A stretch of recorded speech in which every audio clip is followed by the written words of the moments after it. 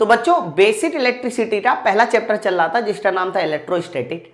अब हमारा इलेक्ट्रोस्टैटिक में एक लेक्चर मैंने आपको कल कहां तक पढ़ा दिया था बच्चों, ये देखिए विद्युत धारा और आवेश तक मैंने क्लियर कर दिया था। अब हम लोगों को आगे बढ़ना है। नेक्स्ट हेडिंग जो हमारे सामने है उसको बोलते हैं वैद्युत धारिता, है ना। इसे हम लोग कई बार कैपेसिटेंस के नाम से भी जानते हैं। वैद्युत धारिता क्या होती है, ठीक है। चलो स्टार्ट करते हैं बच्चों। तो सामने देखिए, जैसे कि मान लीजिए मैंने आपके सामने ये कोई कंडक्टर बनाया, आप इसको चालक भी कह सकते हो हिंदी में। मैंने आपके सामने ये कोई कंडक्टर बनाया, मैंने इसको अपनी तरफ से बोल दिया कि ये मेरा कोई कंडक्टर है, या फिर आप सीधा सीधा बोलिए कि यह एक प्रकार का चालक है, कंडक्टर है, ठीक है। तो सर एक बात बताइए, ये मेरा कंडक्टर हो गया, चालक हो गया, और अगर मैंने इसको आवेश दे दिया, क्या दे दिया, चार्ज, आवेश।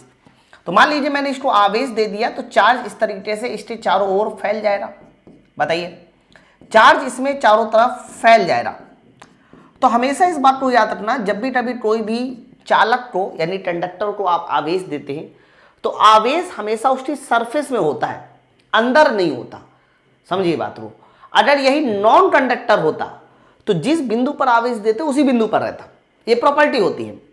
लेकिन अगर आप खुद सोचो, जैसे कि ये मान लीजिए लोहे की एक छड़ होती, आप तार को यदि यहां छुआते, सिर्फ यहां, फिर अगर तार भले ही यहां छूता और तुम अपनी तरफ से यहां पर हाथ लगाते तो करंट तुम्हें यहां मारता। समझिए बात को। तो होता क्या है कि चालक में जब हम एक बिंदु पर आवेश देते हैं तो वह आवेश चारों ओर फैल जाता है। इस बात को याद रखिएगा, चारों ओर फैल जाता है। तो इस चालक ने आवेश को धारण कर लिया ना, समझो बात को, ये चालक ने आवेश को धारण कर लिया। तो कोई भी चालक आवेश को धारण करता है, ये बात अपने मन में बैठा लीजिए। अब आवेश के धारण करने की क्षमता को, आवेश के अपने अंदर धारण करने की क्षमता को ही वैद्युत धारिता कहते हैं। तो वैद्युत धारिता की परिभाषा यही होती है, आवेश धारण करने की क्षमता को वैद्युत धारिता कहते हैं, ठीक है। तो the ability to hold charge, आवेश धारण करने की क्षमता को वैद्युत धारिता कहते हैं। और वैद्युत धारिता सी निकालने का फॉर्मूला क्या होता है, कह देना ऊपर वैद्युत धारिता लिखिए, नीचे वोल्टेज लिखिए। तो सी बराबर बच्चों फॉर्मूला हो जाता है Q/V, यही हमारे वैद्युत धारिता का फॉर्मूला है, C बराबर Q/V। तो C क्या है, तो कह देना C ही हमारी वैद्युत धारिता है बच्चों। ये अगर कोई पूछे ये C क्या है, तो C को ही बोलते हैं वैद्युत धारिता, C बराबर Q/V। मात्रक की बात कर लेते हैं। तो ऊपर हमारा Q है, नीचे V है। बहुत ध्यान सुनना, ऊपर Q है और नीचे क्या है बच्चों, सर नीचे है V। तो मैं ऐसा कह सकता हूं कि ऊपर हो जाएगा कूलाम, है ना, ऊपर हो जाएगा कूलाम और नीचे हो जाएगा वोल्ट। तो कूलाम प्रति वोल्ट, कूलाम प्रति वोल्ट ये कह सकते हो इसका मात्रक हो जाता है सी का, वैद्युत धारिता का।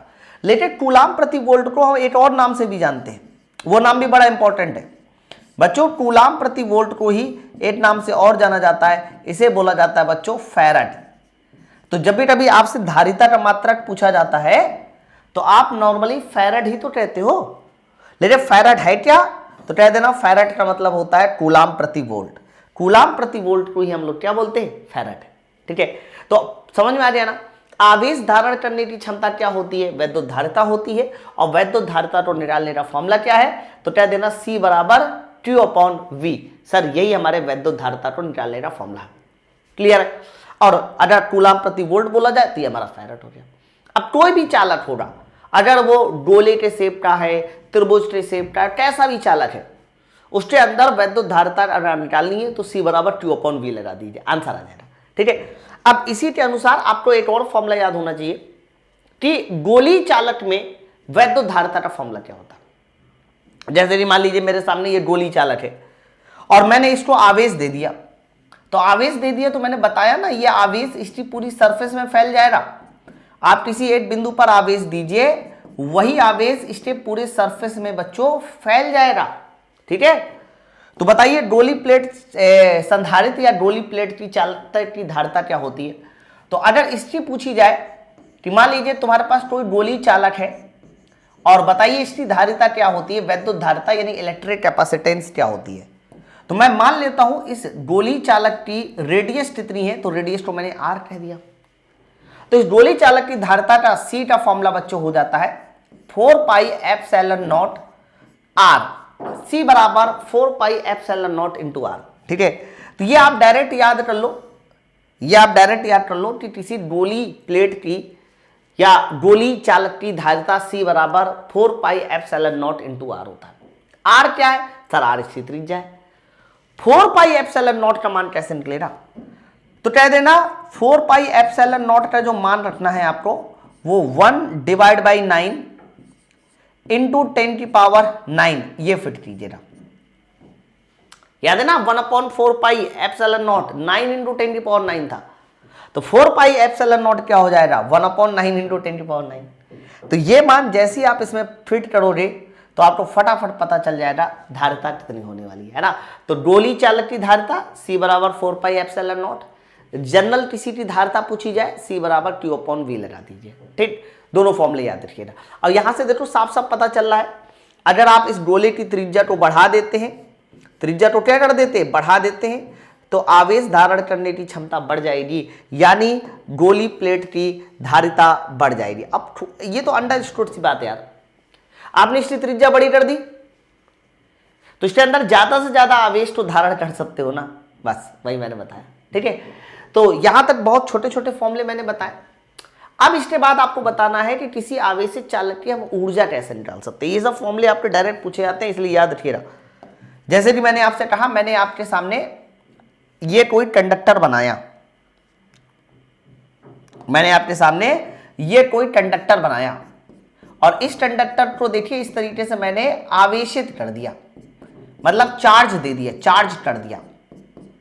मैंने ये कंडक्टर बनाया, इस कंडक्टर को मैंने आवेशित कर दिया। ठीक है, तो बच्चों यहां पर कुछ टर्म डिफाइंड हो गए C, Q और V।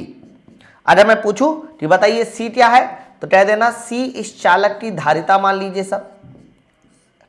ठीक, Q बराबर क्या है सर? Q इस चालक को दिया गया आवेश मान लीजिए सर। और V क्या है?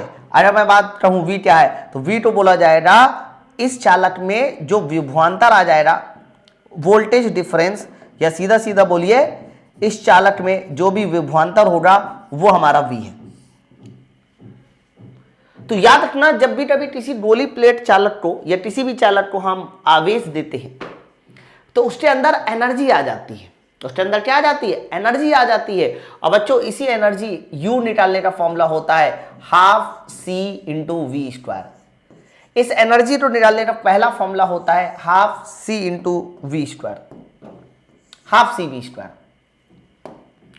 तो अगर किसी भी चालक के अंदर कितनी ऊर्जा स्टोर हो रही है उसको निकालना है तो 12CV² लगा दीजिए। C क्या है, V क्या है वो आपको पता है ना। और बच्चों यहां से जो मात्रा U का बनेगा वो जूल बनेगा। U का क्या मात्रा बनेगा? जूल बनेगा, इस बात को याद रखिए। अब होता क्या है कि अभी अभी आपने एक फॉर्मूला और पढ़ा है, वो कौन सा फॉर्मूला पढ़ा है? C बराबर Q/V पढ़ा है। तो अगर C बराबर मैं Q/V वहां फिट कर दूं, C बराबर Q/V फिट कर दूं, तो एक V से V कैंसिल हो जाएगा, और जैसे ही एक V से V कैंसिल हो जाएगा तो दूसरा फॉर्मूला आ जाएगा 1/2 Q Q/V, Q × V, ये भी दूसरा फॉर्मूला आ गया। सेम तरीके से अगर मैं Q बराबर CV फिट कर दूं, नहीं V बराबर Q/C, V बराबर Q/C फिट कर दूं, तो अगला फॉर्मूला हो जाएगा 12Q²/C। जैसे रेजिस्टेंस में, प्रतिरोध में आपको पावर का फॉर्मूला पूछा जाता था ना, सेम तरीके से ध्यान रखना किसी संधारित्र में ऊर्जा का फॉर्मूला पूछा जाए तो ऊर्जा का ये तीनों फॉर्मूले इस्तेमाल होंगे, ये तीनों फॉर्मूले इस्तेमाल होंगे। पहला फॉर्मूला क्या है? 12CV²। दूसरा फॉर्मूला बच्चों क्या है? 12QV। और तीसरा क्या है? 12Q²/C।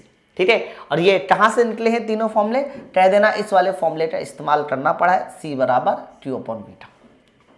ठीक है, इतनी बात समझ में आई। अब यहां से देखो कुछ चीजें बड़ी कॉमन है जो आपके एग्जामों में यूनिट एंड मेजरमेंट वाले चैप्टर में पूछी जाती है। कैसे मैं बता दूं, देखो आप थोड़ा गौर से देखो, यहां पर ये जो CV है और ये आवेशित चालक की क्या है बच्चों? ये आवेशित चालक की है ऊर्जा, पावर नहीं ऊर्जा। तो यहां से आप कह सकते हो CV² Q × V और Q²/C। बच्चों इन तीनों की विमा ऊर्जा के बराबर होगी। तो डायरेक्ट आपको अगर इन तीनों की विमा पूछी जाए तो आप mL2T - 2 के बराबर करिए। तो कई बार क्या होता है कि तुम्हारे पेपर में इन तीनों की विमाएं डायरेक्ट पूछ लेता है, डायमेंशन डायरेक्ट पूछ लेता है। तो जब डायमेंशन पूछी जाए CV square T ml2t-2, Q into VT dimension ml2t-2, है ना, Q स्क्वायर बटे CT डायमेंशन ml2t-2। क्यों? क्योंकि ये सब सर ऊर्जा है। तो किसी भी अगर चालक की तुमसे ऊर्जा पूछी जाए, हाँ उसको आवेशित किया जाएगा, उसके अंदर चार्ज जरूर हो रहा है, इस बात को याद रखिएगा, है ना। चलो अब आगे देखिए, इसके बाद ये सबसे इंपॉर्टेंट हेडिंग है संधारित्र वाले चैप्टर में, कैपेसिटर वाले चैप्टर में आपको समांतर प्लेट संधारित्र बहुत पूछा जाता है। इसको हम पैरेलल प्लेट कैपेसिटर भी कहते हैं। क्या होता है पैरेलल प्लेट कैपेसिटर? ध्यान से सुनिएगा। जैसे कि मान लीजिए मेरे पास पहली प्लेट ये है, ये पहली प्लेट है।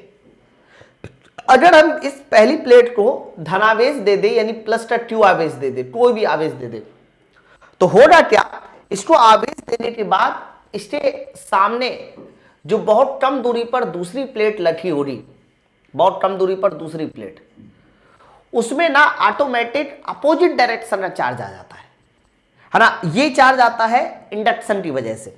होता क्या है कि यहां पर अगर आपने पॉजिटिव चार्ज दिया है तो बच्चों यहां पर कैसा चार्ज आ जाएगा सर? ये नेगेटिव चार्ज आ जाएगा। कैसा? नेगेटिव।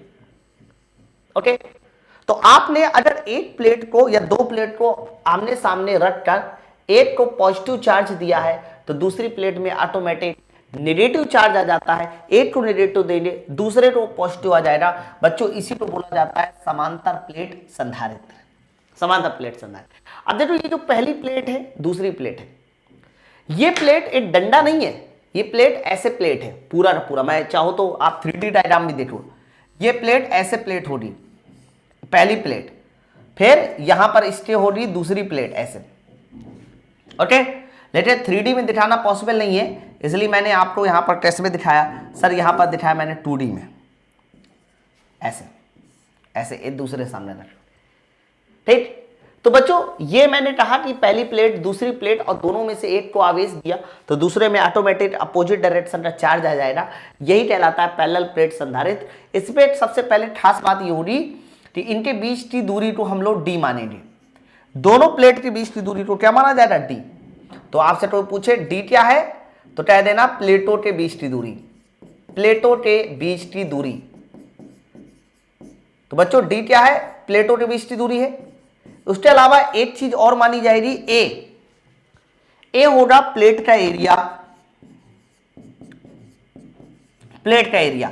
लेकिन एक प्लेट का एरिया, दोनों प्लेटें बराबर साइज की होती हैं, एक दो दोनों प्लेटें बराबर साइज की, ये 10 मीटर स्क्वायर, ये भी 10 मीटर स्क्वायर है। तो बच्चों ध्यान रखना किसी एक प्लेट का एरिया लेना है, ए प्लेट का एरिया, है ना। तो याद रखना ये एक दूसरे पर कह सकते हो जब इस तरीके से सामने रखी जाती है तो ये समांतर प्लेट संधारित्र बना लेती है। और इसी संधारित्र का बताइए नाम क्या होता है? तो कह देना इसी संधारित्र का नाम होता है समांतर प्लेट संधारित्र। सर इसका नाम होता है समांतर प्लेट संधारित्र। अब यहां से क्वेश्चन आता है कि समांतर प्लेट संधारित्र की धारिता का फॉर्मूला क्या है? ठीक है, तो बच्चों ध्यान रखना समांतर प्लेट संधारित्र की जो भी धारिता है उसका फॉर्मूला होता है A epsilon not divide by D. A epsilon not divide by D ये तुम्हारे समांतर प्लेट संधारित्र की धारिता का फॉर्मूला है। अब आप खुद मुझे बताइए, अगर इस प्लेट का तुमने एरिया बड़ा कर दिया तो ज्यादा आवेश धारण कर सकते हैं, और ध्यान रखना इनके बीच की दूरी कम कर दी तो आवेश धारण करने की क्षमता बढ़ जाती है। तो यहां से देखो साफ साफ पता चल रहा है ना कि अगर आपने प्लेट का एरिया बढ़ा दिया तो इसके आवेश धारण करने की क्षमता बढ़ जाएगी।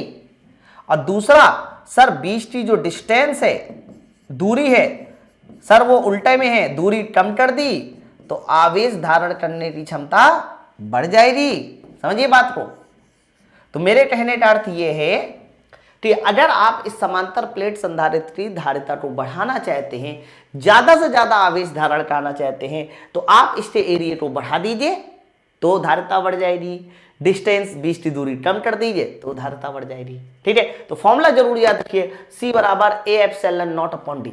बच्चों है क्या ना, जब आप लोग ये सब टॉपिक इंटर में पढ़ते थे ना तो इसमें और भी बहुत सारे केस होते थे। बीच में एक पट्टी, पराविद्युतान पट्टी को पैरेलल किया है या परपेंडिकुलर किया है, कभी वो सब चीजें हम लोग इंटर में पढ़ते थे। बस यहाँ पर आपको ना आइडिया लेना है कि साथ समांतर प्लेट संधारित्र क्या होता है, ठीक है, वही आपको यहां बता दिया। बताइए बात आपको क्लियर। अब जैसे भी ये समांतर प्लेट संधारित्र आपने पढ़ लिया, अब हमें क्या करना है, इन्हीं समांतर प्लेट संधारित्र का जोड़ना समझना है। क्या जोड़ना समझना है, मतलब इनको सीरीज में जोड़ेंगे तो क्या होगा, इनको पैरेलल में जोड़ेंगे तो क्या होगा। तो चलिए आगे वाली स्लाइड में बढ़ते हैं। अच्छा, इससे पहले एक छोटा सा नन्हा सा क्वेश्चन है इसको सॉल्व कर लेते। बोला जा रहा है कि 6 माइक्रोफैराड संधारित्र को 20 वोल्ट तक आवेशित किया गया, तो इस संधारित्र की ऊर्जा बताइए।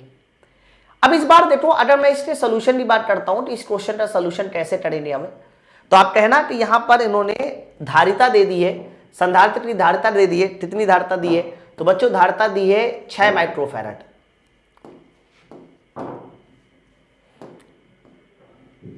तो बच्चों धारिता इन्होंने दे दी है 6 माइक्रोफैराड। एकदम ध्यान सुनना, वोल्टेज कितना दे दिया है सर, वोल्टेज दे दिया 20 वोल्ट, और तुमसे बोला जा रहा है कि बताइए आवेशित संधारित्र की ऊर्जा क्या होनी चाहिए।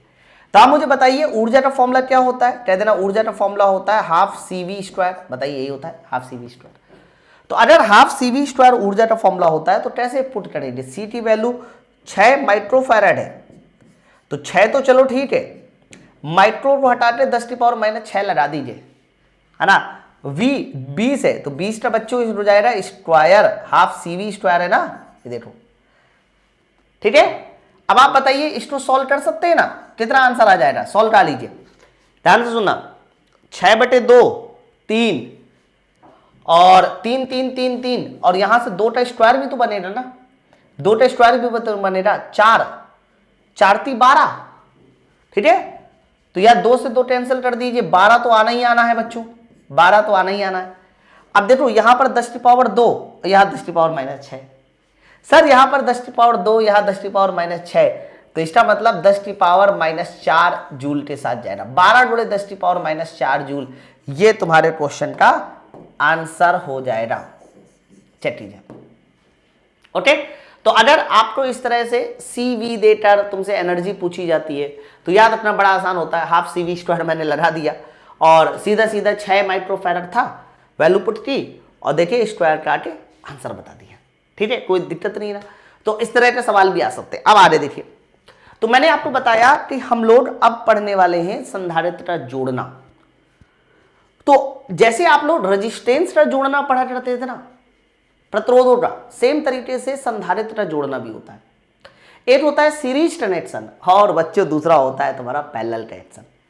तो सीरीज कनेक्शन क्या होता है, तो जब भी कभी हमारे पास संधारित्र जोड़े जाते हैं, वो संधारित्र जो है एक लगातार रास्ते में पड़े, पहला संधारित्र, दूसरा संधारित्र, तीसरा संधारित्र। ये देखिए, अगर मैं यहां पर एक टर्मिनल बना देता हूं, ये मेरा पहला टर्मिनल और ये तुम्हारा दूसरा टर्मिनल, ये देखो, ओके।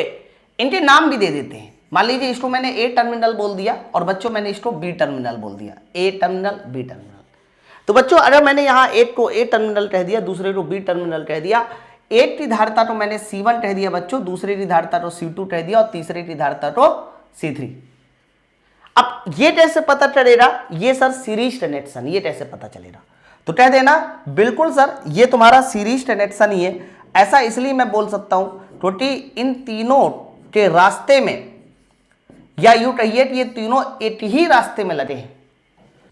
तो जब भी कभी संधारित्र एक ही रास्ते में लगे होते हैं, रास्ता अलग नहीं होता। जैसे कि आपको मैं पूछूं कि आप यहां पर खड़े हो और आपको चलना है, तो एक ही रास्ते में तीनों मिल जाए ना। तो जब भी कभी एक ही रास्ते में तीनों चीजें मिल जाती हैं तो वो सीरीज कनेक्शन होता है। यहां रेजिस्टेंस होता है तो रेजिस्टेंस भी सीरीज हो जाता है। तो अगर एक ही रास्ते में तीनों चीजें मिल जाती हैं है तो समझ जाना वो कैसा कनेक्शन हो जाता है बच्चों, तो वो हो जाता है तुम्हारा सीरीज कनेक्शन। तो मान लीजिए हमारे पास ये C1 C2 C3 ये 3 कैपेसिटर है, कितने, 3 कैपेसिटर है, और तीनों कैपेसिटर पे आने वाला आवेश भी मैंने Q1 Q2 और Q3 मान लिया, और इन तीनों कैपेसिटर का जो वोल्टेज है वो मैंने V1 V2 और V3 मान लिया, अलग अलग माना, ठीक है। तो बच्चों इस बात को याद रखना, जब भी कभी संधारित्र श्रेणी क्रम में जुड़े होते हैं, कैसे श्रेणी क्रम में, तो इनके जो आवेश Q1 Q2 Q3 होते हैं ना वो बराबर होते हैं। तो आप लिखिएगा कॉपी में, श्रेणी क्रम में पहला पॉइंट लिखिएगा, आवेश बराबर होते हैं। श्रेणी क्रम में आवेश बराबर होते हैं, मतलब जो पहले में चार्ज होगा वही सर चार्ज दूसरे में होगा, वही तीसरे में होगा, वही चौथे में। तो श्रेणी क्रम में आवेश बराबर होते हैं, यानी Q1 बराबर Q2 बराबर Q3, और इसी को मैंने एक जनरल आवेश नाम दे दिया Q। बच्चों सीरीज में हमेशा आवेश बराबर होते हैं, इसलिए सबके आवेश मैंने Q1 Q2 Q3 को बराबर कर दिया और Q नाम दिया। लेकिन श्रेणी क्रम की एक खास बात और है, ये जो विभवांतर है ना, वोल्टेज है V1 V2 V3, ये बट जाते हैं, है ना, वोल्टेज बट जाता है।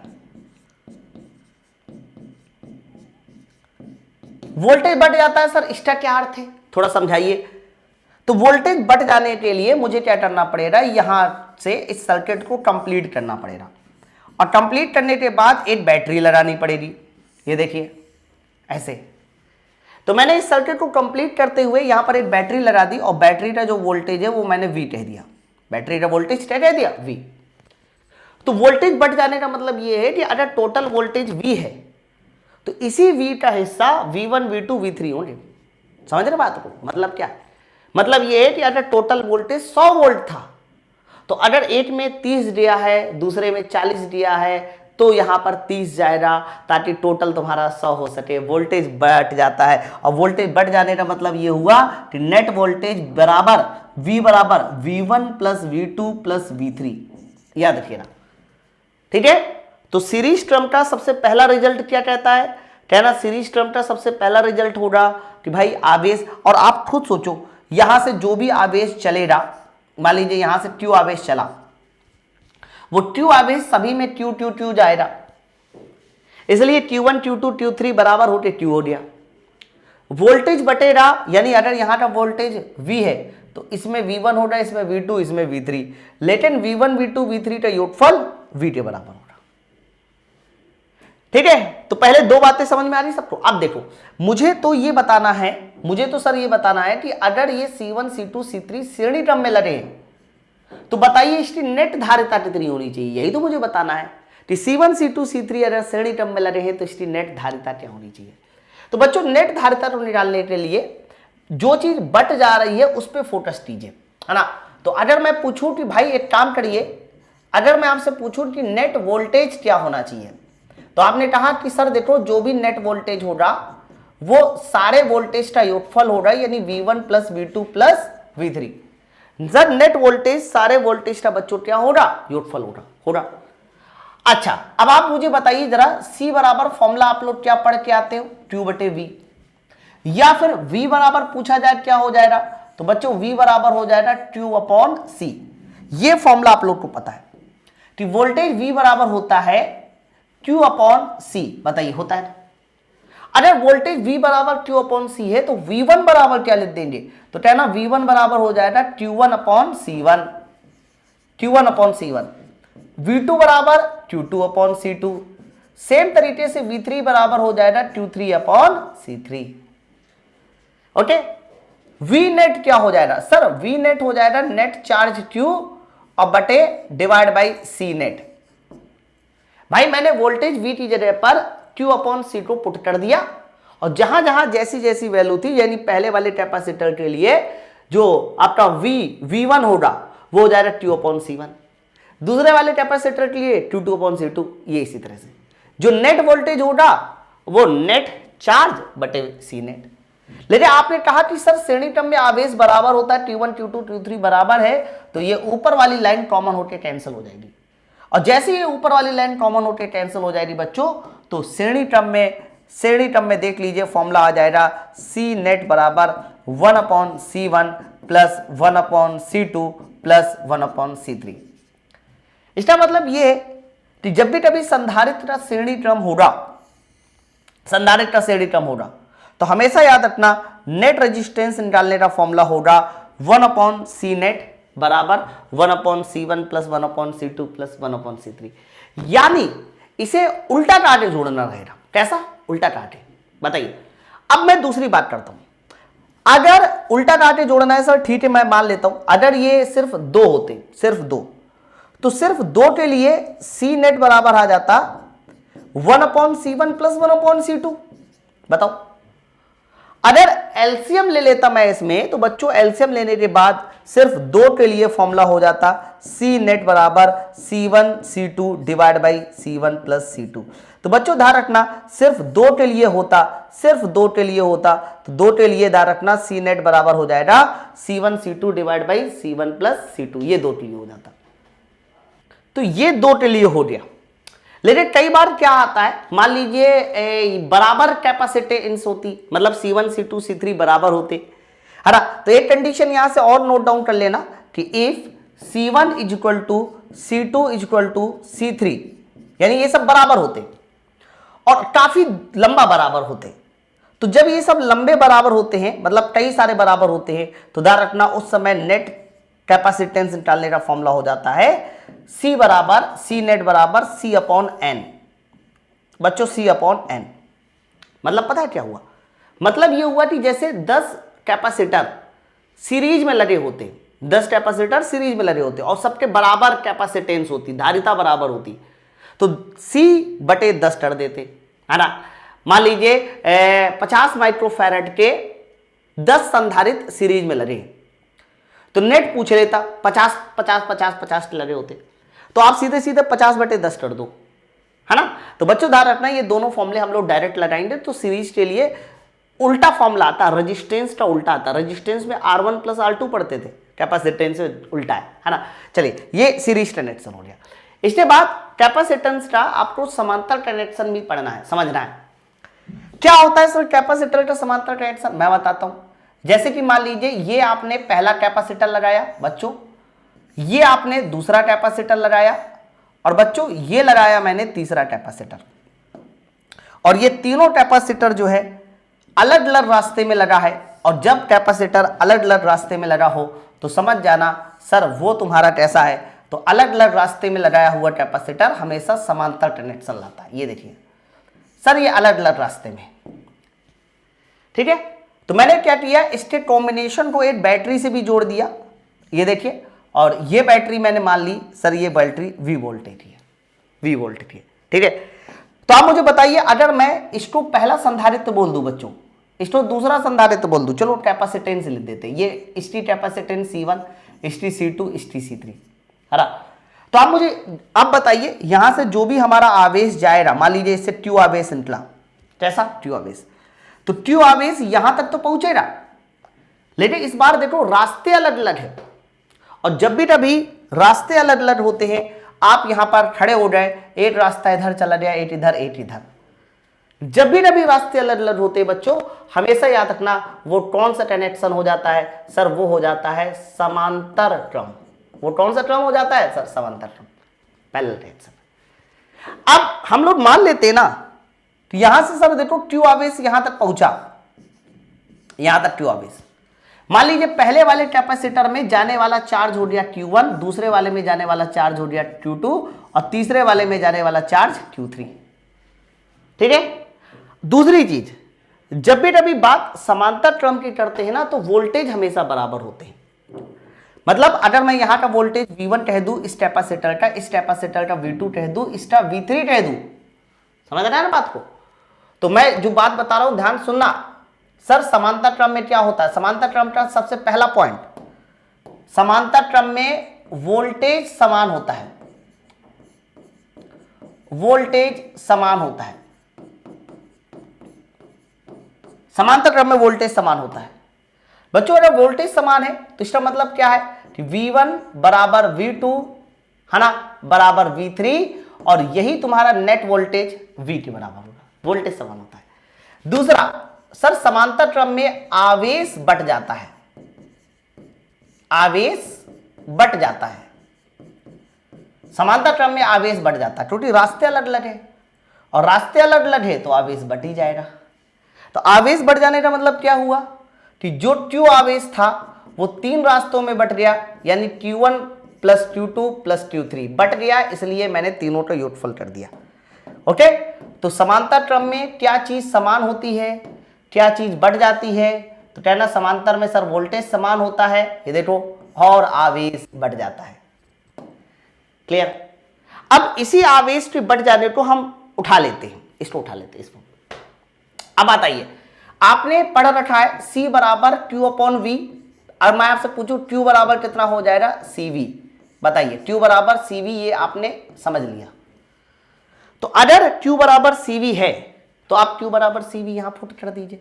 तो CV यानी यहां C नेट वोल्टेज V, सब में बराबर वोल्टेज है ना। चलो मैं थोड़ा और इधर से पुट करता हूं, C net V voltage, Q1 की जगह C1V, Q2 की जगह C2V और Q3 की जगह C3V।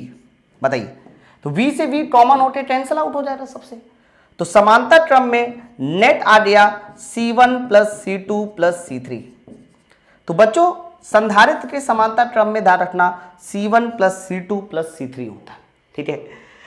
अगर यही बराबर रजिस्टर होते, N बराबर संधारित्र होते, N बराबर संधारित्र होते, तो बच्चों ध्यान रखना जब भी कभी N बराबर संधारित्र होंगे तो नेट संधारित्र की धारिता का फॉर्मूला हो जाएगा C1 plus C2 plus C3 जुड़ जाएगा, लेकिन बराबर है इसलिए N इंटू C। तो जब भी कभी ये बराबर होंगे तो बराबर में सीधा सीधा क्या लगा देना है, NC, ठीक है। तो सीरीज में, संधारित्र की सीरीज में 1 अपॉन C बराबर 1 upon C1 plus 1 upon C2, और समांतर में ध्यान रखना C नेट बराबर C1 plus C2 plus C3 बच्चों। ओके, तो यहां तक हम लोगों ने पढ़ लिया है समांतर क्रम। अब हम लोगों को प्रैक्टिस भी तो करनी है, तो समांतर क्रम के फॉर्मूले हो गए। अब मैं आप लोगों को कुछ न्यूमेरिकल के थ्रू इनकी प्रैक्टिस करा देता हूं ताकि आपको ये समझ में आ सके कि कैसे इसके क्वेश्चन पूछे जाते हैं। जैसे कि पहला क्वेश्चन देखिए क्या। तो बच्चों पहला क्वेश्चन है, प्रत्येक संधारित्र के सिरों पे विभवांतर बताइए। आपके सामने जो है इमेज दिखाई गई है और बोला जा रहा है प्रत्येक संधारित्र के सिरों पर विभवांतर बताइए। जैसे कि देखिए ये तुम्हारा 30 वोल्ट लिखा हुआ है, ये 6 माइक्रोफैरड, वो 3 माइक्रोफैरड, है ना। तो पहले आप मुझे बताइए, ये जो चित्र में अगर मैं इन दोनों संधारित्र की बात करता हूं तो यहां से जो भी तुम्हारा आवेश निकलेगा, इस बैटरी से जो भी तुम्हारा आवेश निकलेगा, Q निकलेगा, तो वो Q दोनों में बराबर बराबर जाएगा। मतलब यहां पर भी आवेश Q होगा बच्चों और यहां पर भी आवेश Q होगा, है ना। लेकिन सीडी क्रम में, सीरीज में वोल्टेज अलग अलग होता है, यानी यहां का वोल्टेज V1 मान लेते हैं और यहां का वोल्टेज V2 मान लेते हैं, समझो। तो आप मुझे बताइए, अगर मैं आपसे पूछूं कि इसका नेट संधारित्र की धारिता क्या होगी, तो कह देना ये सर सीरीज में श्रेणी क्रम में, और आपको पता है कि जब भी कभी बात श्रेणी क्रम की आएगी तो C नेट, सीरीज में C नेट का फॉर्मूला होता है C1 C2 divide by C1 plus C2।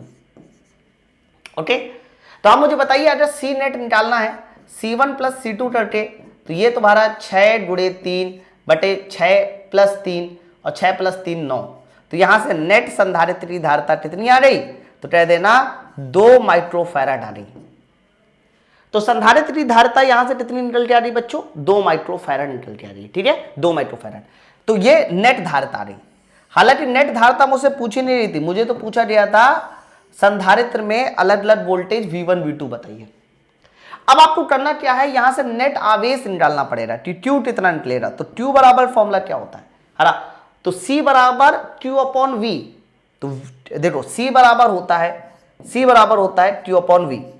तो बताइए Q बराबर कितना हो जाएगा, CV। तो नेट आवेश जो भी बहेगा वो Q बराबर C अपॉन V लगा दो। चलो, तो Q बराबर नेट धारिता 2 माइक्रोफैराड, नेट वोल्टेज 30। तो जल्दी बताइए यहां से कितना हो जाएगा 60, और नेट जो भी होगा वो माइक्रो कूलाम में आएगा क्योंकि ये माइक्रोफैराड था। तो इसका मतलब ये हुआ कि जो भी यहां से आवेश नेट बहेगा, जो भी बैटरी से नेट आवेश जाएगा वो 60 माइक्रो कूलाम होगा। इतनी बात क्लियर। प्रश्न में देखिए, प्रश्न में क्या बोला जा रहा था, प्रश्न बोला जा रहा था कि प्रत्येक संधारित्र के सिरों पर विभवांतर बताइए, यानी आपको V1 चाहिए V2 चाहिए। तो फिर से एक बार ये वाला फॉर्मूला V1 बराबर लगाइए। तो V1 बराबर क्या हो जाएगा सर, V1 बराबर हो जाएगा Q बटे C, यानी Q बटे C1, Q बटे C1। तो Q कितना है सर, Q है तुम्हारा 60 माइक्रो कूलाम। C1 कितना है सर, C1 है यहां पर 6 micro coulomb, microfarad, micro coulomb नहीं माइक्रोफैराड। तो V1 बराबर कितना हो जाएगा 60 बटे 6 यानी 10 वोल्ट। ये देखिए सबसे पहला आंसर V1 का पता चल गया। अब आप मुझे बताइए V1 के बाद अगला आंसर क्या निकालना है आपको, V2। तो बताइए V2 बराबर फिर से क्या फॉर्मूला इस्तेमाल करोगे, तो V2 बराबर हो जाएगा Q/C2। Q तुम्हारा 60 माइक्रोकूलम, C2 की धारिता 30, तो देख लीजिए V2 बराबर कितना हो जाएगा सर 60/30 यानी 20 वोल्ट। V2 तुम्हारा 20 वोल्ट आ गया। तो अगर इस तरीके का कोई क्वेश्चन आता है जिसपे आपको V1 V2 अलग अलग वोल्टेज पूछा जाता है ना, तो आप बड़े आराम से निकाल सकते हो। टोटल जैसे टोटल धारा निकाली जाती है वैसे टोटल आवेश भी निकाला जाता है, बस आपको फॉर्मूले उसी तरह के। अब धारा वाले सवाल तो ज्यादा ही पूछे जाते, ये थोड़े कम आते, इसलिए हो सकता है कि आपको फील नहीं आता हो, लेकिन लगाए उसी तरीके से जाते हैं। एक और दो सवाल देख लेते हैं, जैसे कि ये वाला सवाल देखिए, find the net capacitance between A and B. A और बी के बीच में नेट धारिता बताइए। तो बच्चों ये देखिए, ये वाला टर्मिनल कौन हो गया सर, ये वाला टर्मिनल हो गया ए और ये वाला टर्मिनल हो गया बी। आपको ए और बी के बीच नेट धारिता बतानी है। देखो जब भी कभी ऐसा कोई भी पैटर्न बने कि आप ए से चल रहे हैं, ऐसे दूसरे C2 तक नहीं पहुंच पा रहे हैं, बीच में कोई कैपेसिटर आ गया, ये कैपेसिटर आ गया है ना, और उसी तरीके से यहां से चल रहे हैं 10 तक जाना है यानी C4 तक जाना है, फिर बीच में कैपेसिटर मिल गया, तो हमेशा इस बात को ध्यान रखना है। इसे बोलते हैं संतुलित व्हीटस्टोन ब्रिज। ये हमारा संतुलित व्हीटस्टोन ब्रिज है। इसकी कंडीशन क्या होती है, ऊपर और नीचे वाले का रेशियो यानी C1/C3 जो होना चाहिए वो C2/C4, अगर ये दोनों बराबर है, इस बात को पहले समझो, इसे बोलते हैं संतुलित व्हीटस्टोन ब्रिज। तो डायरेक्ट ध्यान रखना, और आपके में संतुलित ही आएगा तो आएगा, नहीं तो वो भी नहीं आएगा, संतुलित व्हीटस्टोन। तो बच्चों संतुलित व्हीटस्टोन क्या होता है, ये आप लोग इंटर में पढ़ते थे, बड़ा आसान होता है, कुछ नहीं होता कि अगर यहां पर C1/C3 और C2/C4, अब देखो यहां पर 10, यहां पर 5, 10/5 2, 20/10 2। जब भी कभी रेशियो बराबर होता है मेरे भाई, तो हमेशा इस बात को याद रखना, बीच वाला कैपेसिटर हटा देते हैं, बीच वाले कैपेसिटर में कोई भी आवेश नहीं जाता। हाँ, तो जब कोई भी आवेश नहीं जाता बीच वाले में, और ये तभी पॉसिबल है जब ये दोनों बराबर हो। अच्छा, आपके मन में सवाल आएगा, मान लो बराबर नहीं हुए, तो बच्चों बराबर नहीं हुआ तो वो असंतुलित हो जाएगा, और असंतुलित वाला आपके में नहीं पूछा जाता, कभी भी नहीं आएगा। तो इसका मतलब ये हुआ कि पहला कैपेसिटर ये हो गया, दूसरा कैपेसिटर ये हो गया, बीच वाले को हमने हटा ही दिया, फिर ये हो गया, फिर ये हो गया, ऐसे।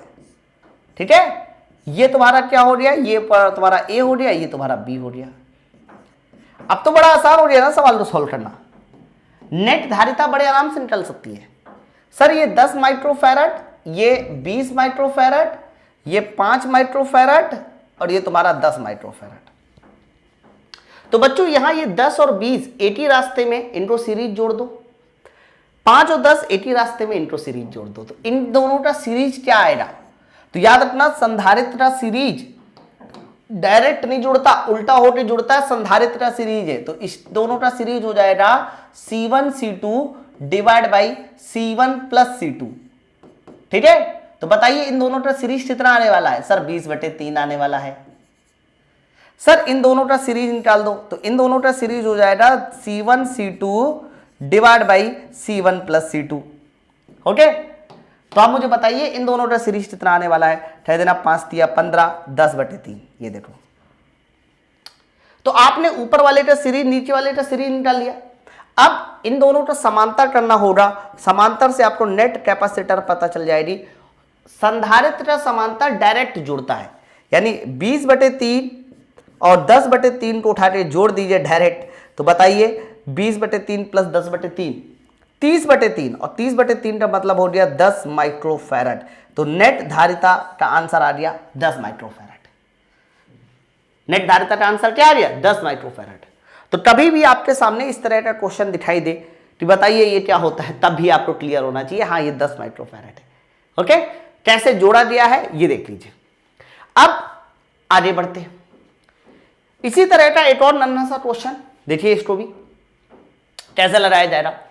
यहां पर इस बार टर्मिनल को ए कह दिया है और बच्चों यहां पर इसको बी कह दिया, ऐसे जोड़ा दिया है।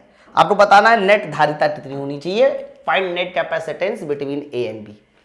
लेकिन समझना पड़ेगा टोन सीरीज है, टोन पैरेलल है। तो ए से चलने की शुरुआत कीजिए और बी तक पहुंचिए। तो जब ए से चलने की शुरुआत करेंगे, बी तक पहुंचेंगे, तो बच्चों ये देखो, ये 24, 12 और 8 ये तीनों 80 रास्ते में मिल जाएंगे। 24, 12, 8। सर 24, 12, 8 80 रास्ते में मिल रहे हैं, इसका मतलब 24, 12, 8 हमारा सीरीज होगा। तो तुम्हारा सबसे पहला फर्ज बनता है कि 24, 12, 8 को सीरीज कर दो। हाँ ठीक है, फिर उसको 4 के साथ समांतर कर देना। तो 24, 12, 8 80 रास्ते में है, इनको सीरीज करिए। तो बच्चों संधारित्र का सीरीज होता है उल्टा होके जोड़ना। तो आप 24, 12, 8 को सीरीज कीजिए, तो 24, 12, 8 ये देखो। तो 24, 12, 8 को मैंने उल्टा काटे जोड़ दिया, ये देखिए 24, 12, 8 है ना। और इसी को 1/c के बराबर कर देंगे इन तीनों का। ठीक है, तो एलसीएम बताइए। 24, 12, 8 का एलसीएम कितना हो जाएगा? तो 24 3 48, 24 दूनी 48 और 24 दूनी 48, 12 3 48, 8 6 48 ये देखिए। तो 6 2 8, 6 2 8 सही कर रहा है ना? डेटा इधर उधर हो रहा है, चलिए कोई बात नहीं। 24 का एलसीएम, हाँ ठीक है, देखो मिस्टेक हो रही, हम लोग 24 का भी तो एलसीएम ले सकते थे, कोई बात नहीं। 48 का भी लिया तब भी सही आना चाहिए, लेकिन वो 12 3 48 मेरे मुंह से निकलाया। हम लोग 12 चोट 48 कहेंगे, 24 भी तो एलसीएम हो जाएगा बच्चों इसका है। 24 एटम 24, 12 दूनी 24, 8 3 24 देख लो। अब सही है, 3 2 6 3 2 5 1 6, 6 चोटो 24, तो इन दोनों इन तीनों का आ जाएगा, उल्टा कर दीजिए, 6 चोटो 24 4 माइक्रोफैराड। बताओ बताओ, क्लियर है ना? ऊपर 6 नीचे 24, 6 चोट 24 4, तो इन तीनों का 4 माइक्रोफैराड आ गया नेट। देखिए अब इन तीनों का 4 माइक्रोफैराड आ गया, तो 4 और 4 को समांतर करना होगा। तो 4 और 4 को समांतर कर देने के बाद यानी इन सभी का जो परिणामी आ जाएगा वो 4 और 4 को समांतर करना है, तो समांतर में तो डायरेक्ट जुड़ जाता है। तो बच्चों यहां पर आ जाएगा 8 माइक्रोफैराड, 8 माइक्रोफैराड। फिर जब 8 माइक्रोफैराड आ गया तो इधर वाला खेला खत्म। अब आपको ए से बी ऐसे चलना है, ए से बी ऐसे चलना है, ऐसे। तो 5 8 6 इनको सीरीज करना पड़ेगा, 5 8 और 6 को सीरीज करना पड़ेगा।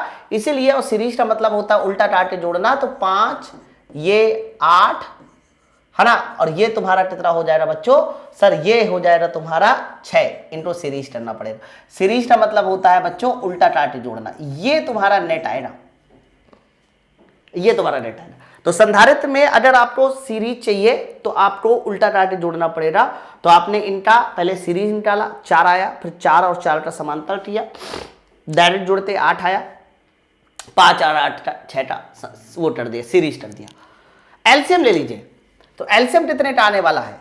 तो कह देना इन तीनों का जो एलसीएम आएगा 6 5 तो चलो ठीक है 30 हो गया, और 30 में 2 है तो 8 चुको 32, 32 तो नहीं आ रहा यार, एलसीएम कितने आ जाएगा? 8 5 40, 8 6 48 नहीं, 120 डायरेक्ट मुझे दिखाई दे रहा है यार एलसीएम। चलो 120 ही ले लेते। 24 5 120, 15 8 120, 6 दूनी 12, यहां पर 20 आ गया। तो नेट रेजिस्टेंस निकालना है तो कह देना उल्टा करना पड़ेगा, लास्ट में 120 ऊपर, और इन सबको उठा के जोड़ दो। तो इन सबको उठा के जोड़ा जाएगा तो 20 और 15 कितना हो जाएगा? 35, 20 15 35, 35 10 45, 10 55, 55 4 59।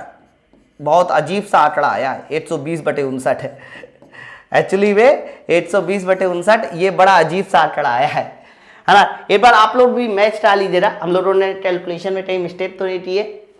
24 12 8 ये हमारा सीरीज हुआ है, तो सीरीज हुआ है 24 का एलसीएम, 12 दूनी 24, 8 3 24, 4 ये सही है। 4 और 4 का हमारा समांतर हो गया है, क्योंकि ये 4 इधर आएगा, 4 और 4 का समांतर 8, फिर 5 8 और 6 ये ऐसे जाएगा, 5 और 8 6 ये हमारा सीरीज, 5 8 6।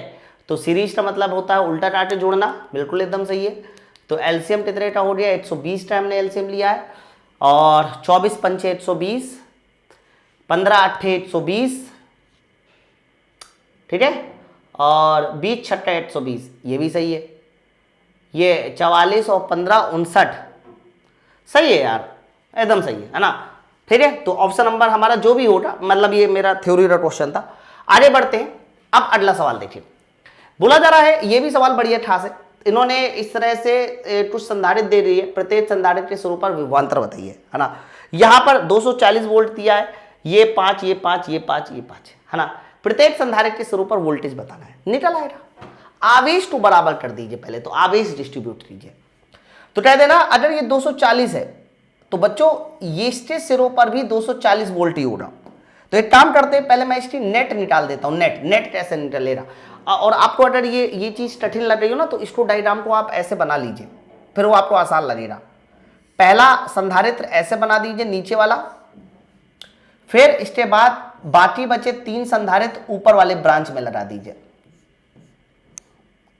ठीक है, अब आपको ये चीज आसान लगेगी ऐसे। मतलब मैंने अपने डायग्राम को इस तरीके से अरेंज कर लिया ताकि आपको आसान लगे। ये बताइए कितने वोल्ट का है सर? ये 240 वोल्ट का है। ये 5 माइक्रोफैराड है, और ऊपर वाले ये तीनों भी कितने माइक्रोफैराड के हैं सर? 5 माइक्रोफैराड, 5 माइक्रोफैराड, इन तीनों का 5 माइक्रोफैराड ही है। ये तीनों 5 माइक्रोफैराड के, ठीक है। ज्यादा ऊपर लिख दिया, बताओ। ओके, तो बोला जा रहा है कि प्रत्येक संधारित्र में वोल्टेज बताइए, निकल आएगा। इसमें वोल्टेज, इसमें वोल्टेज, इसमें वोल्टेज, ठीक है। अब बड़े ध्यान से सुनना कैडेट साहब, वैसे है तो बड़ा आसान वोल्टेज निकालना, लेकिन मैं आपको पूरा तरीका ही बता दूं, है ना। जैसे कि आप देखो, ये 240 है, तो इसके समांतर में ये है, इसके समांतर में ये है, तो समांतर में वोल्टेज बराबर होता है। तो यहाँ एक ही संधारित्र है, तो इसी संधारित्र के पास 240 वोल्ट होगा, श्योर है। लेकिन मैं 240 वोल्ट डायरेक्ट ना निकाल के मैं पहले आपको आवेश निकालना सिखा देता हूं। तो ऊपर वाला तुम्हारा कैसा है? सीरीज है। तो इन तीनों का नेट कितना हो जाएगा? अगर मैं पूछूं इन तीनों का नेट कितना होगा, तो कह देना इन तीनों का हो जाएगा, क्योंकि सीरीज है, बराबर है 5/3, 5/3। बट ये 5/3, ये 5 समांतर है, तो ऊपर वाला 5/3 और नीचे वाला 5 समांतर है, तो 5/3 और 5 को हमें डायरेक्ट जोड़ना पड़ेगा। और बच्चों ये जब डायरेक्ट जोड़ेगा तो 20/3 सर, 20/3 माइक्रोफैराड ये नेट आ गया, नेट आ गया, ठीक है। अब आपको आवेश निकालना है, तो C बराबर Q/V, C बराबर Q/V, तो Q बराबर C/V। तो नेट आवेश कितना होगा? तो नेट आवेश के लिए 20/3 नेट धारिता और नेट वोल्टेज 240। चलिए जल्दी से इसको डिवाइड कीजिए, तो 3 से कैंसिल हो जाएगा, 3×24, 8×2 16, यानी यहां से जो भी आवेश गुजरेगा वो 1600 माइक्रोकूलम होगा। यहां से जो भी आवेश निकलेगा वो आवेश बताइए कितना होगा सर? वो आवेश होगा 1600 माइक्रोकूलम क्यू होगा। अब 1600 माइक्रोकूलम यहां तक पहुंचेगा, लेकिन अब इधर उधर बढ़ जाएगा, है ना। तो कैसे बटेगा ये भी आपको सीखना पड़ेगा। 1600 माइक्रोकूलम, अब उसको देखिए, मैंने कहा कि यहां 240 है, समझ रहा। अगर 240 है तो ये समांतर ब्रांच है, तो इसमें भी 240 वोल्ट ही होगा, 240 वोल्ट। तो यहां कितना आवेश जाएगा? तो यहां पर आवेश, जाने वाले आवेश की मात्रा मैं बता सकता हूं तुरंत, यहां पर जाने वाले आवेश की मात्रा बताई जा सकती है। ओके, Q1 बोल दीजिए इसको। तो यहां पर जाने वाले आवेश की मात्रा बताई जा सकती है कैसे? Q बराबर फॉर्मूला क्या होता है? C/V।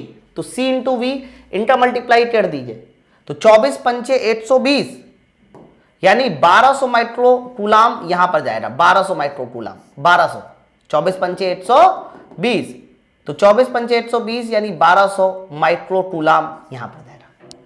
निकला टोटल कितना था यहां से? 1600। 1200 यहां चला गया, तो बताइए ऊपर वाली ब्रांच में कितना चला जाएगा सर? ऊपर वाली ब्रांच में जाने वाला है 400 माइक्रोकूलम। टोटल तो 1600 था, 400 माइक्रोकूलम ऊपर। अच्छा, 400 माइक्रोकूलम ऊपर, 400 माइक्रोकूलम ऊपर, तो क्या इनमें अलग अलग वोल्टेज नहीं बताया जा सकता? यहां का वोल्टेज, यहां का वोल्टेज, यहां का वोल्टेज बता सकते हो ना? कैसे सर? V1 बराबर क्या हो जाएगा सर? V1 बराबर Q/C। तो Q/C, Q तुम्हारा 400, C तुम्हारा 5, 400 और सी तुम्हारा 5 माइक्रोफैराड, तो पनवटी 40, 80 वोल्ट। ये देखो 80 वोल्ट। तो बच्चों यहां पर कितना हो गया 80 वोल्ट, और सारे बराबर है, सारे बराबर है, इसलिए V2 भी तुम्हारा फिर से 400/5 ही करना पड़ेगा, 80 वोल्ट होगा। सर V3 भी फिर से 400/5 करना पड़ेगा, 80 वोल्ट होगा। समझ में आया? तो अलग अलग देखो संधारित्र में हमने वोल्टेज भी बता दिया, ठीक है। तो आप बिल्कुल धारा जैसा ही है, कोई बहुत ज्यादा कठिन नहीं है, बस आपको समझना है कैसे। भाई निकाल लिया 1600, समांतर में वोल्टेज यहां पता चल गया, यहां कितना जाएगा निकाल लिया, ठीक है। चलो ओके, तो यहां से ये वाला लेक्चर पूरी तरह से खत्म हो जाता है। इलेक्ट्रोस्टैटिक में मेनली हमें यही पढ़ना होता है, एक तो स्थिर आवेश क्या कर सकता है, ऊपर से थोड़ा संधारित्र के बारे में पढ़ लिया हम लोगों ने, है ना। अब इसका जो अगला चैप्टर होगा जिसका नाम होगा करंट एंड रेजिस्टेंस, उसमें बहुत सारे कॉन्सेप्ट पूछे जाएंगे, ठीक है। तो चलो फिर मिलते हैं पहले इसके न्यूमेरिकल ऑब्जेक्टिव क्वेश्चन के साथ, फिर हम लोग अगला चैप्टर शुरू करेंगे। Thank you very much.